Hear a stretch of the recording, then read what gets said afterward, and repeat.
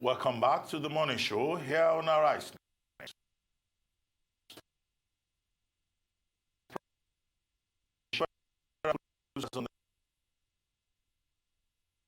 Insecurity in the country. The Vice President's statement was made in Akure, Ondo State, after he had commiserated with Chief Reuben Fashionati, the father of Mrs. Funke Olakunre, who was suspected to have been murdered last week by herdsmen. Some people say armed robbers. Would having more military men on the highways advance the war against insecurity any further than where it is at the moment? How much impact will this have on the already not so comfortable relationship between the military and the Nigerian general public? For a more detailed look at this, we're now being joined from our Arise News Abuja studio by Mike Ejiofor, a former director of the State Security Service. Ejiofor has had a personal but very unpleasant experience in the hands of terrorists, having once been kidnapped himself between Okene and Obajana in Kogi State, north central part of Nigeria. Mike Ejiofor, welcome to the program. Welcome to the program, sir. Thank you. Yes, good to have you again on the morning show. Yes, this killing of Reuben Fashionati's daughter, Mrs. Funke Olakunre, some people have said this could lead to tribal war. Do you really think that we face a major threat in that direction? Because we're talking about the daughter of the leader of Afenifere, the Pan-Yoruba political, socio-cultural group. Well, Nigeria is going through very difficult and hard times. This group of terrorists are intent on destabilizing this country. And the earlier the government finds solution to the problem, the better for us. Because I believe that soon people might resort to self-help, and that will become anarchy. You know, why I say this is that we as Nigerians have not been able to identify the cause of this problem. It's only when we are able to identify the cause that we'll be able to proffer solutions. Today, you hear the Fulanis from Mali, from Niger. Tomorrow, you hear the ISWAP connection. The next day, you hear of Boko Haram connection. So it's a major problem. There's no way you can have an answer to a problem without identifying the cause. So we must be able to agree as Nigerians that this is the cause of the problem before we start looking for solutions. On the death of the daughter of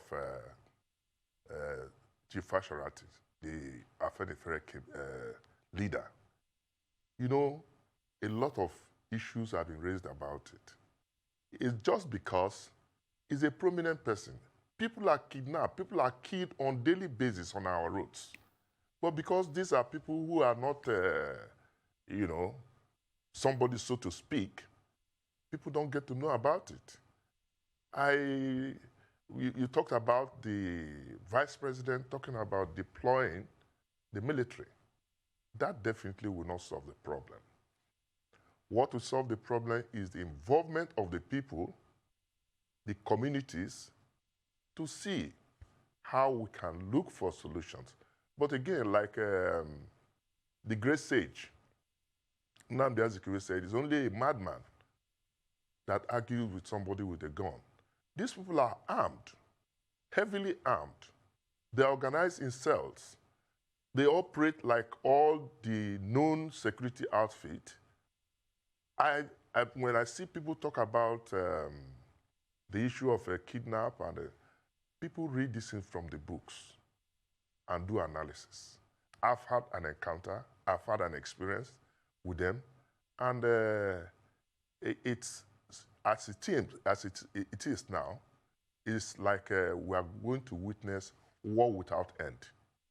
Because if you ask me why, there are so many dimensions to it. One is that we have not been able, like I said, identify these people whose intent or purpose is to destabilize this country. Two, we have involvement, collaboration of locals. They cannot just be operating on their own. They have involvement of locals.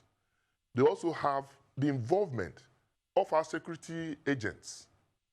So it becomes a very complex matter that government must address. If you talk about, I think the other day we spoke about deploying drones in the Southwest, particularly in Ondo and Ekiti. And here we are with this group of people. Normally what they do before is kidnap people, ask for ransom, but now it has come to a situation where you open fire on vehicles, killing people. This is not the first, and it's not going to be the last. It's a very big challenge, and I'm concerned. Absolutely, Sam. The spate of incessant killings across the country continues to rise and rise. Just a couple minutes ago on the show, we were speaking about the fact that between January and April, we've had over 685 kidnappings across the country alone. And we can see a huge problem here in terms of national security, and there is worry for everyone.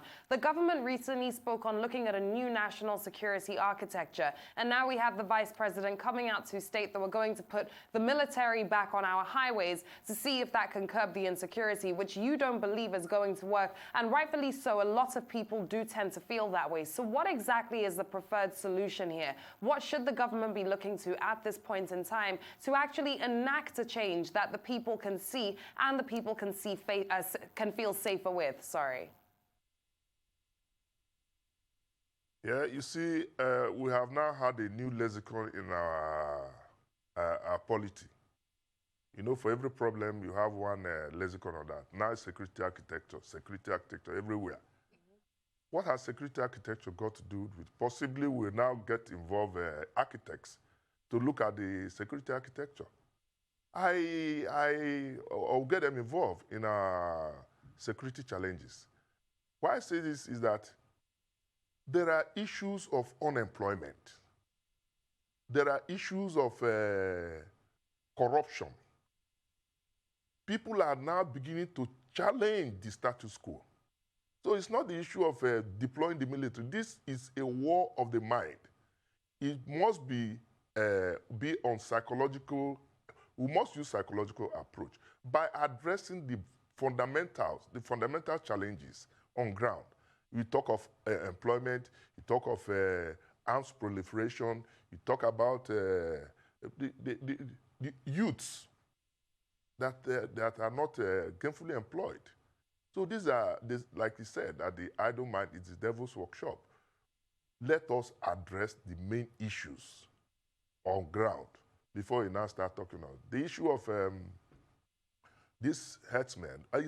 Unfortunately, I don't subscribe to the idea of calling them herdsmen. These are terrorists that are bent for whatever purpose in destroying and destabilizing this country.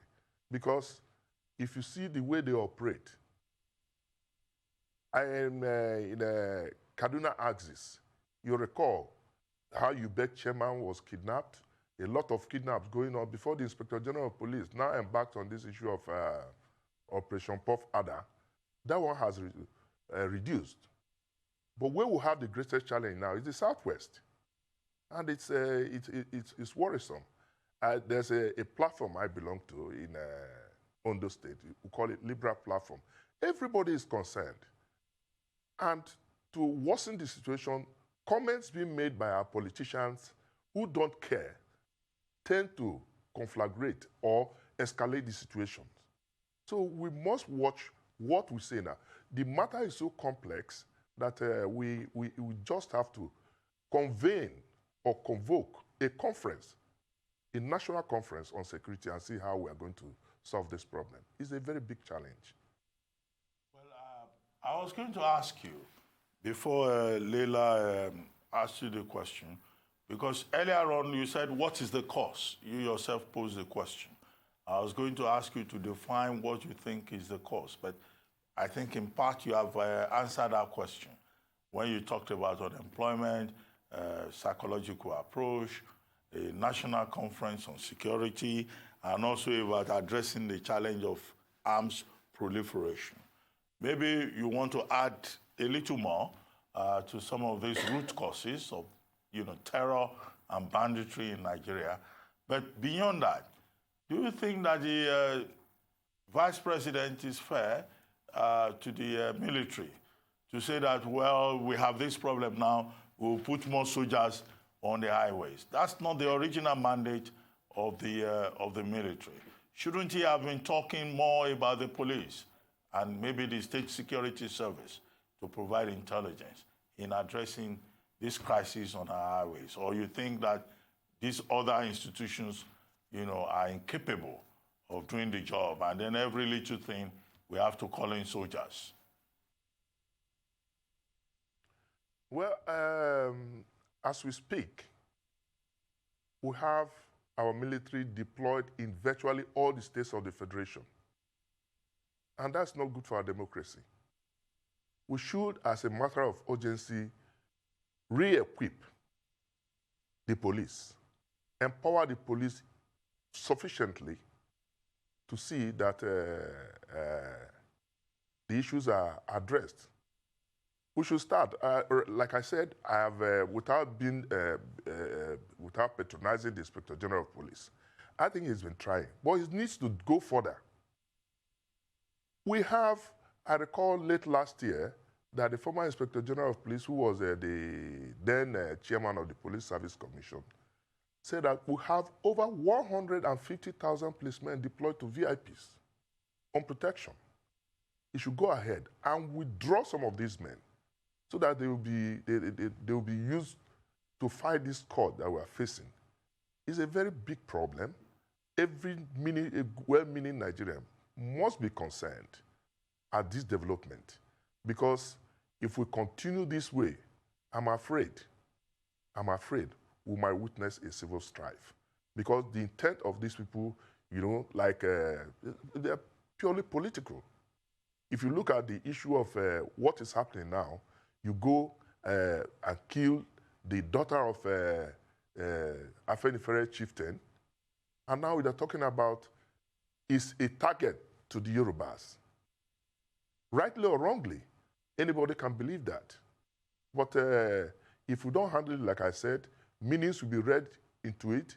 You also recall on this same headers issue that a coalition of youths in the north has also warned that if they don't implement the Ruga system, that they are going to evacuate or eject the Southerners in the north. So these are very dangerous and ominous signs that we need to address before this country goes up in flames. It's a serious issue that we're facing at the moment. And before we go on a quick break and then reconvene to continue this discussion, let's speak about this mismanagement of diversity, because you brought up the point of the group in northern Nigeria, the coalition of northern groups, who through their spokesperson came out to state that if within 30 days the president does not revoke the suspension of Ruga settlements, they will cause unrest for southerners in the north. There is a serious mismanagement of Nigeria's diversity here, and the gap continues to get wider and wider and wider.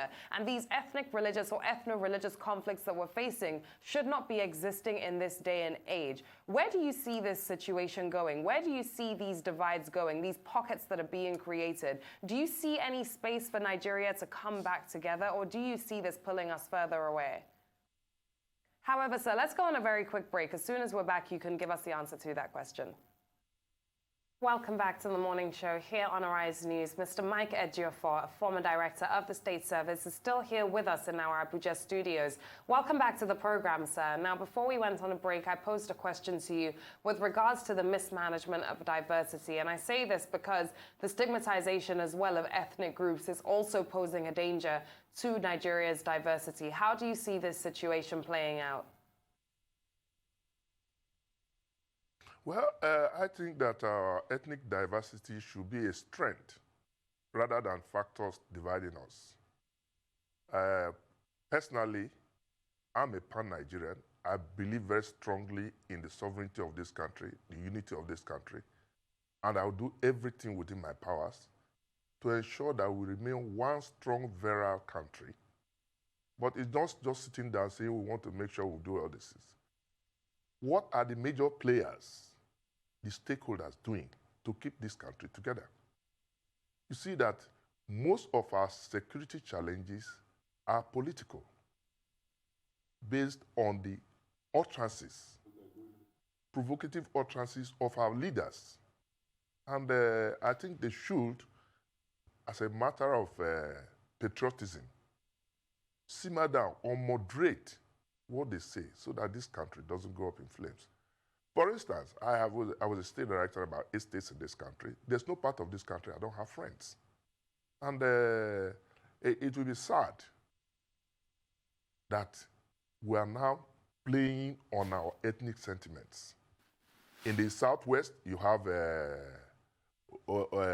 Afenifere, you have OPC. In the East, you have IPOB, you have Ohaneze, you have Arewa in the North, you have a coalition of youths. Instead of coming together to see how our country will move forward, these ethnic groups are making inflammatory statements for their personal interest. I've emphasized, I've said this times without number, we should never play politics with our security. Because if you get politics into our security, then this country is finished. The managers, I think we should, like I said at the commencement of this program, even at the sub-regional level, or in terms of the states, geopolitical zones, they should come together, discuss the security of that area. Like in the Southwest, you have a conference on the security. How do we manage our security? Southeast, Northwest, North Central, everybody coming together to see how they will manage, irrespective of political differences. Because if you continue to talk about their political differences or political affiliations and interests, well, we are not going anywhere. It's quite unfortunate that our diversity that should have been used as strength has now become weakness. It's very, very sad. And I want to appeal to our leaders, our managers, to think of Nigeria first before thinking about themselves, because that's where we're having our problems. Yes, you are quite right. I mean, very familiar phrase, Nigeria first, which was a campaign issue in 2015 for some politicians. But while you were talking about, this issue of diversity, the management of diversity that Leila raised, someone sent me, a statement that has just been issued by President Olusegun Obasanjo, which is supposed to be an open letter to President Muhammadu Buhari.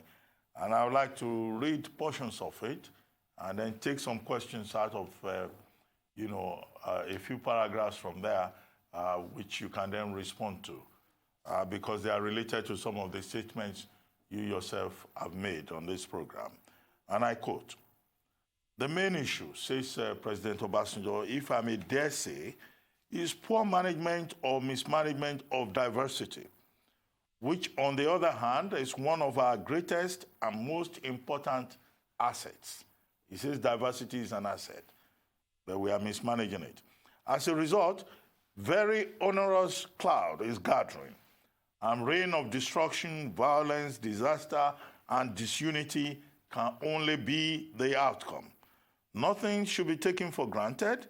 The clock is ticking with a cacophony of dissatisfaction and disaffection everywhere in and outside the country.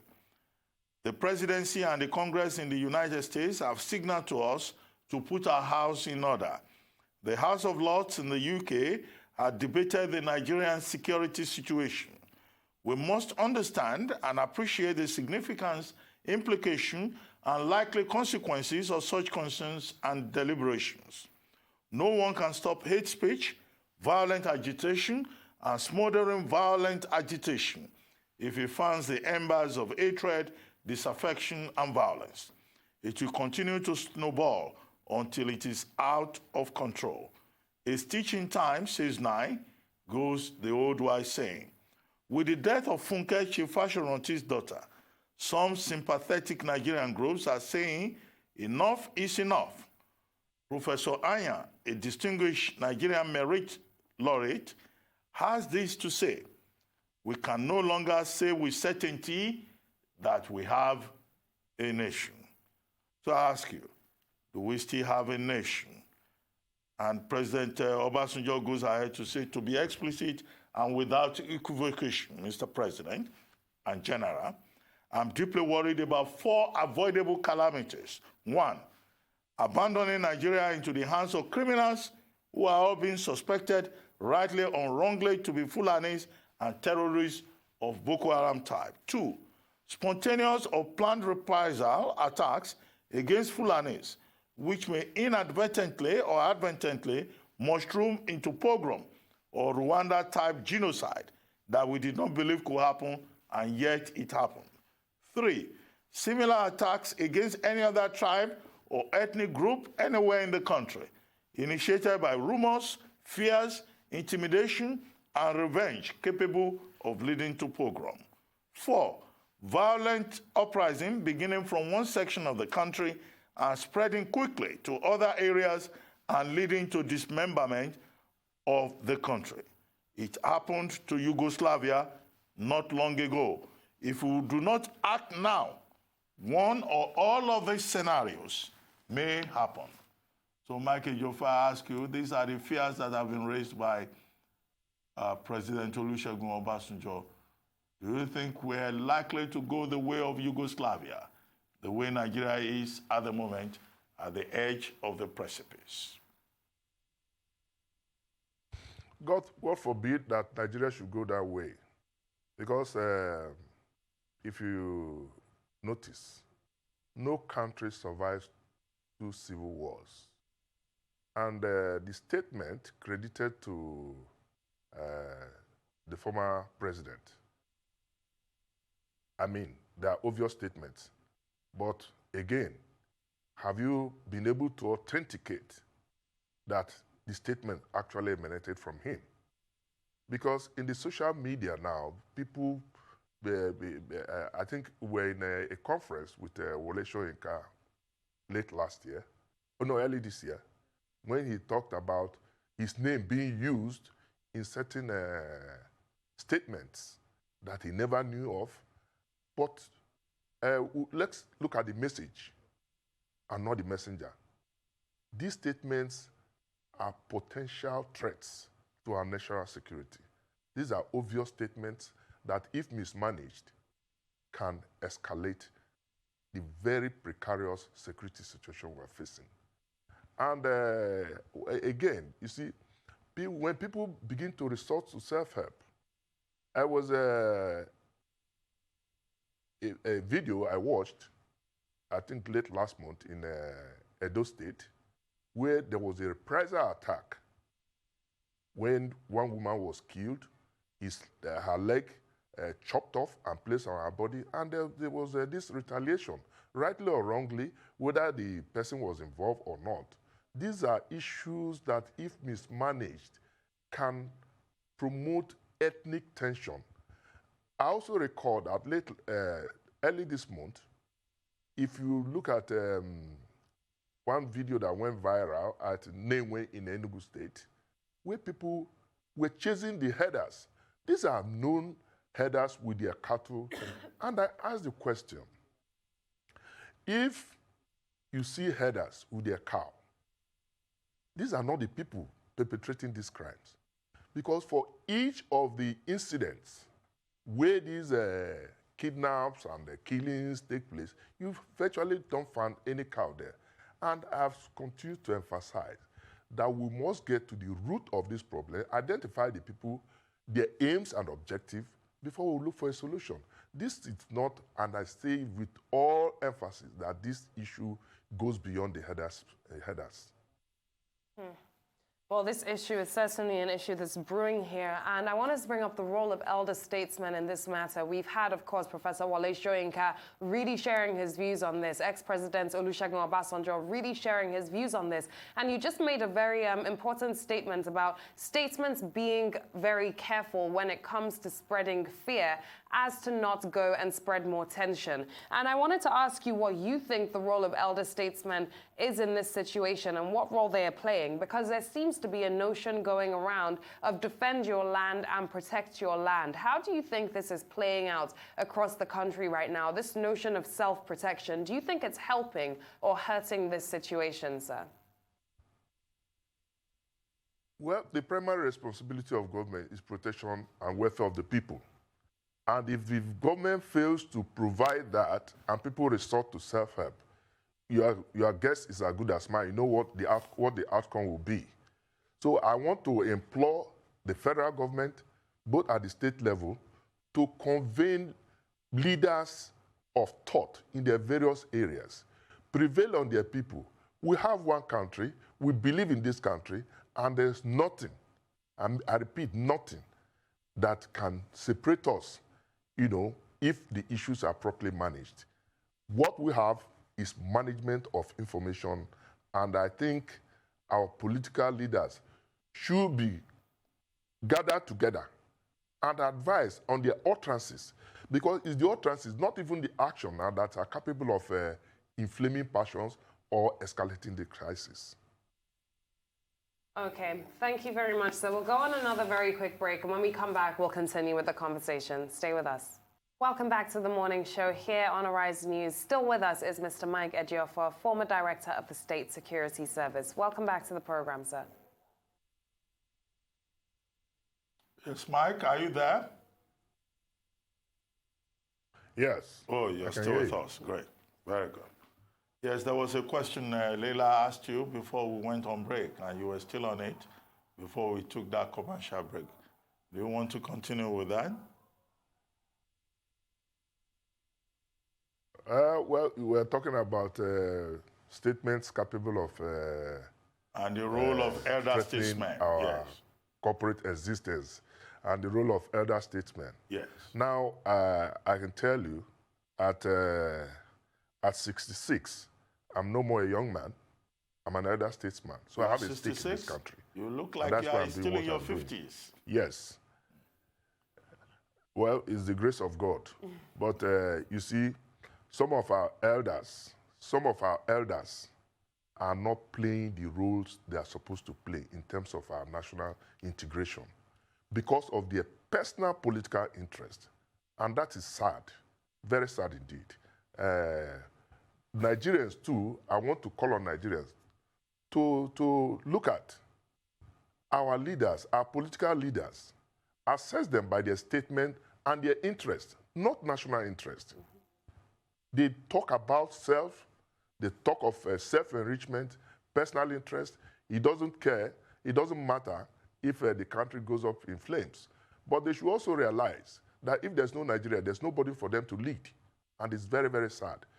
The government should take decisive action on some of these leaders. It's not just issue of sitting down and talking because somebody is patronizing you politically and you are just there trying to set the country on fire. Well, I mean, I don't know. I'm sure there will be many people who will disagree with you.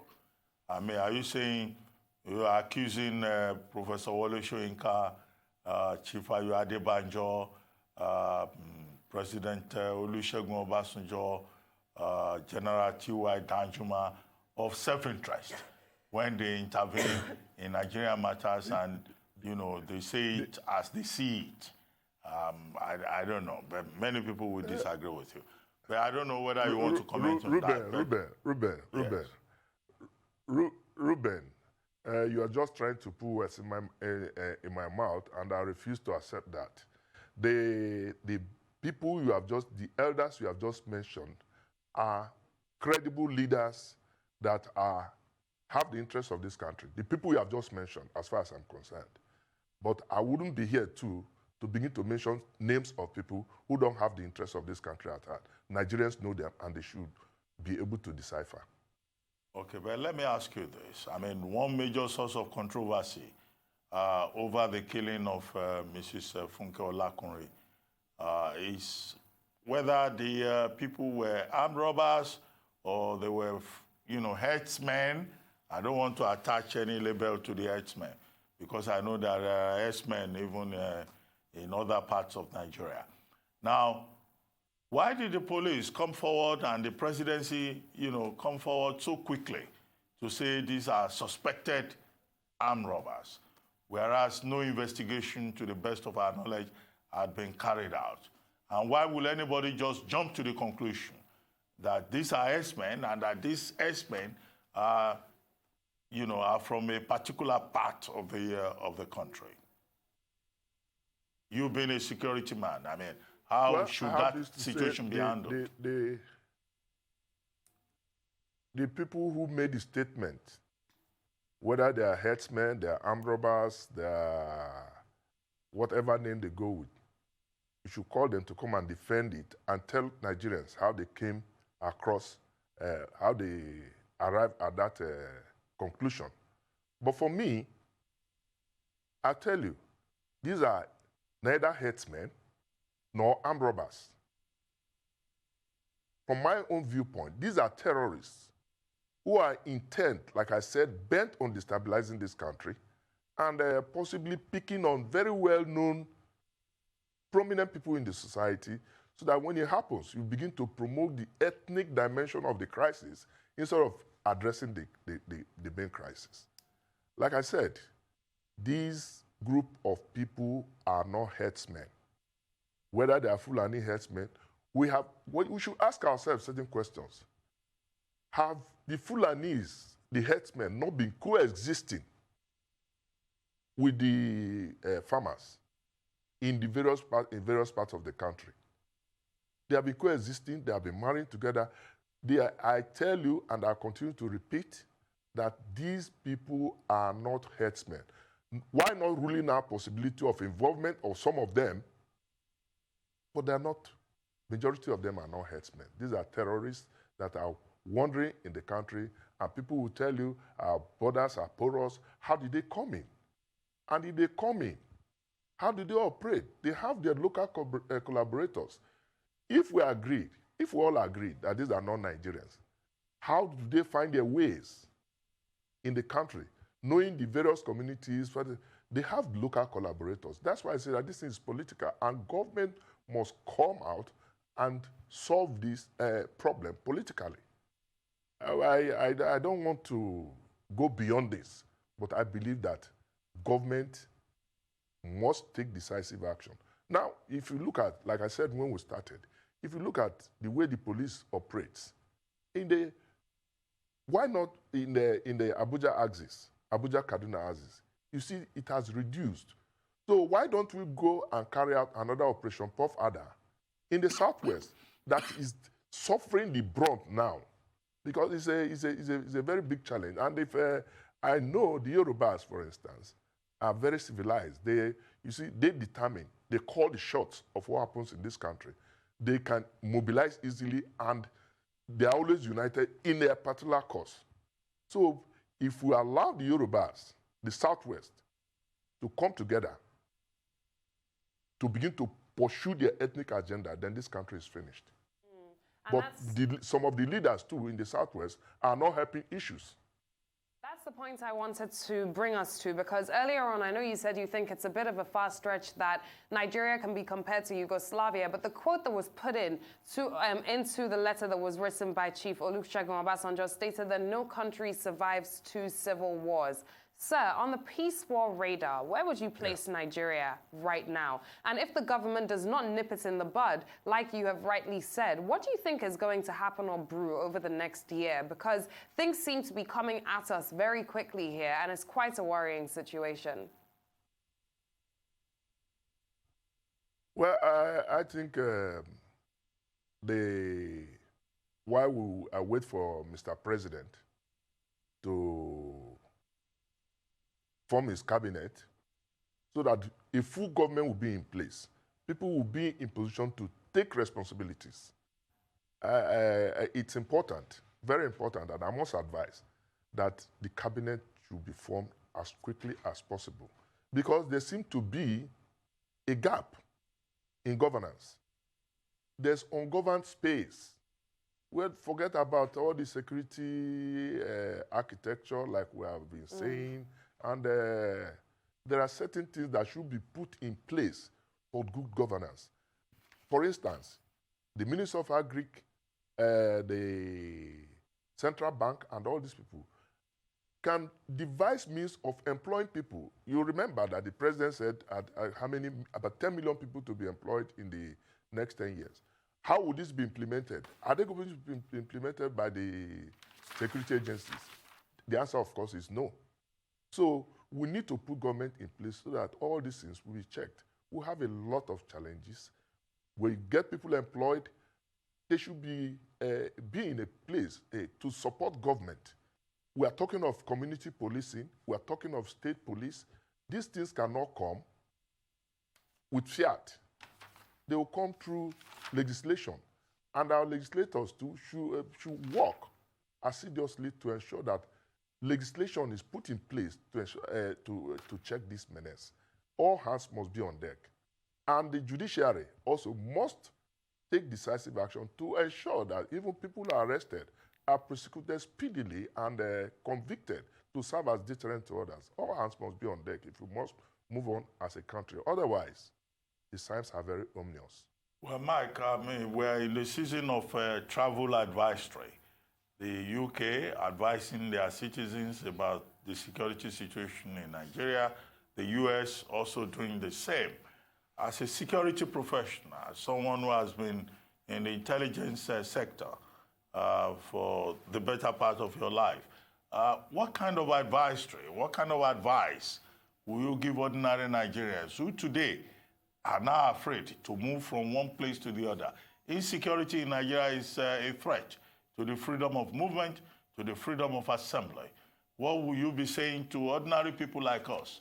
And then our guest, Mike Ejiofor, apologies if you are still there. We will not be able to continue with the conversation. We'll need to take another segment of the program. But we've enjoyed our conversation with you very much. Thank you, sir. I will be inviting you again to shed more light on the state of the nation. Thank you very much, Mike Ejiofor. Thank you.